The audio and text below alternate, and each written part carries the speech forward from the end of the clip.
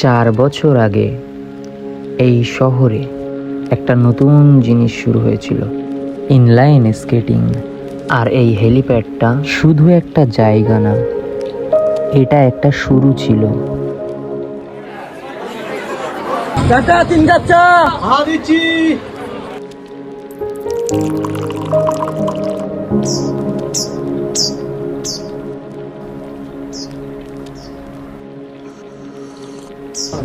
এই হেলিপ্যাডের কথা মনে আছে তো? আগে প্রতিদিন একটা ছেলে স্কেটিং করতো। হ্যাঁ, আমি ওর তো আগে অনেক ভিডিও দেখতাম, ভাইরাল হতো, এখন তো আর দেখি না।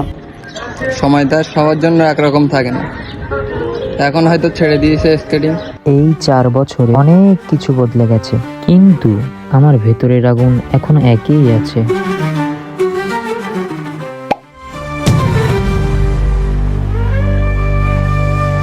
আমি থামিনি, কারণ কিছু মানুষ হার মানে না।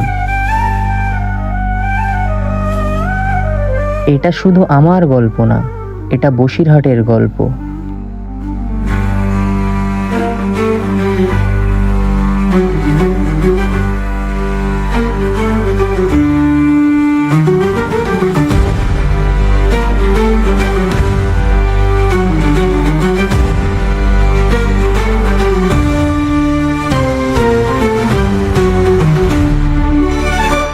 চার বছর পরে গল্পটা আবারও শুরু।